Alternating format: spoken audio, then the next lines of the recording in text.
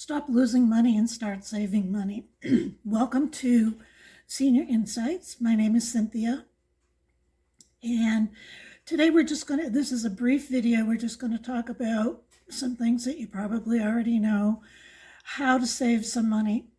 Because as seniors, we really, especially on fixed incomes, we need to spend less and save more, which is very, very difficult.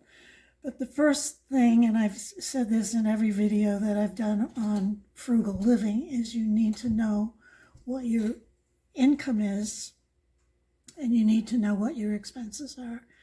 Basically, you need to track every single penny of what you're spending. You need to create and follow a budget and stick with it. Now, it's easier said than done. Trust me, I know, because I am trying really hard. Prioritize your needs over your wants and avoid impulse buying. I thought about this a lot, and I thought about what my behavior is like when I go in a store and you're waiting in the checkout line and they have the checkout set up so that you will impulse buy.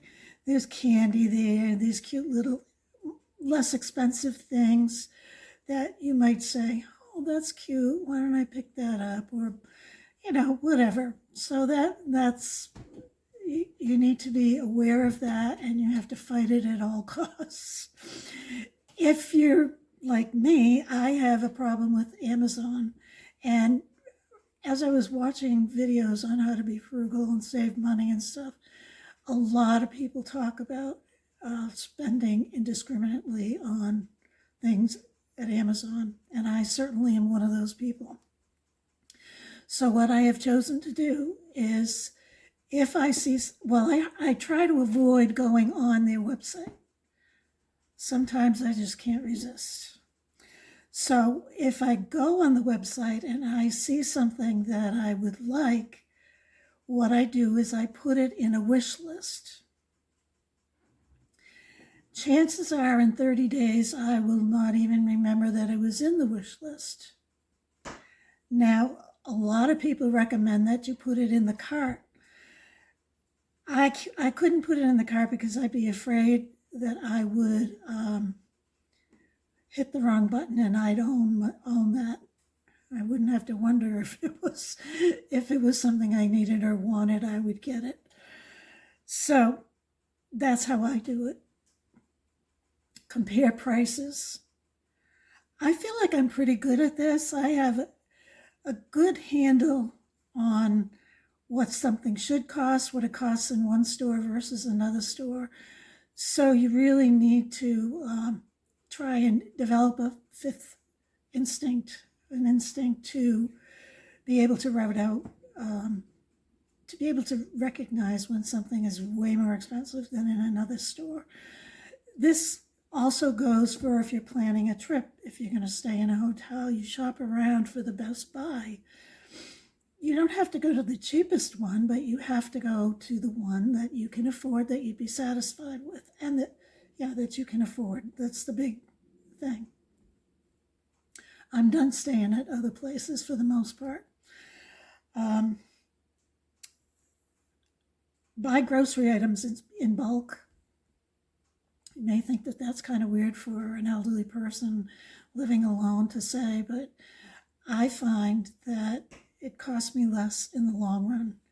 I will buy things like meat, beef, stew beef, all kinds of things like that. I will buy them in bulk. For example, that's at BJ's or Sam's Club. Those are the discount places that we have. And I come home and I freeze them. And therefore I have access to hamburger or a steak if I choose to. And I'm going to go into, in another video, we're going to talk about the importance of being frugal, but also you can't be such a tightwad or cheapskate that you can't live your life. So we have to talk about that too, because that's really important. Review your car insurance, your home insurance, and any other insurances you have. When I did my first examination of where my spending was, it was all house and car. And I leased my car. Many of you have watched my videos know that I leased my car. That was a major, major mistake for me personally. But I also was shocked to see how much money I was paying annually for my car insurance. Now you might say, well, why the heck didn't you know? Well, because I'm dumb. I didn't check. I kind of do a lot of things on faith. Well, if they tell me that's what it is, then that's what it is. So I'm smartening up. Took me 76 years to do it, but I'm getting there. And then this is really, I think, one that we're not even aware of. It's called avoiding lifestyle inflation. And lifestyle inflation is actually when you have a little bit of money, say when you're working and you get a raise, and right away you're spending up to that amount of money when you've been surviving on what you had all along. So instead of not even pretending that you didn't get a raise and putting it in the bank, as big or as little as it is, you're spending it. You're rising to the level of your income instead of spending less than your income.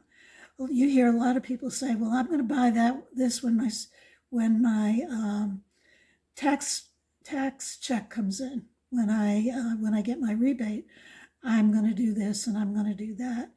And that's fine if it was a planned expense and it's something that you really need. But if it is sort of an impulse buy and you don't really need it, you just want it, as I say, to keep up with the Joneses, I do that too. Don't do it. You're creating your own inflation in your own home. So those are, when I was talking about the car insurance, I forgot to tell you, I reviewed my car insurance because it was one of my biggest expenses. And you know what? I got it reduced by $600. Now, $600 is a lot of money. I am so pleased with myself. So I'm sharing that with you. You can find, even though you've thought you've looked everywhere at all your subscriptions, you've reduced those, even if you've done all those things, you can look harder. You can look with a magnifying glass, and you can find a few things that maybe you can change. So with that being said, I'd like to thank you all for joining me in this video. And I appreciate those people that come back and watch my videos. I would love it if you could click like, subscribe, and leave a comment if there's something you learned. One of the things that I learned was that lifestyle inflation. So I hope you learned something in this video. I appreciate you sticking out. If you stuck it out to the end, think about, was there anything that you learned that you didn't know? The one thing that I wasn't quite sure, that I guess I was aware of it, but I didn't really realize that it was a thing, and that was the lifestyle inflation. But when you think about it, it's kind of so obvious. So there's things in front of us, in front of our noses, that we don't even realize that we're doing. So I like to, emphasize, avoid that lifestyle inflation and save that money instead. And also, the other important thing was to review your car insurance. Review your insurances, because I saved $600. That's a lot of money, which I already said. Anyway, thank you for watching this video. I really appreciate each and every one of you, especially the people that have been sticking it out with me. I've actually feel like I know some of you now. Anyway, please like and subscribe and write a comment.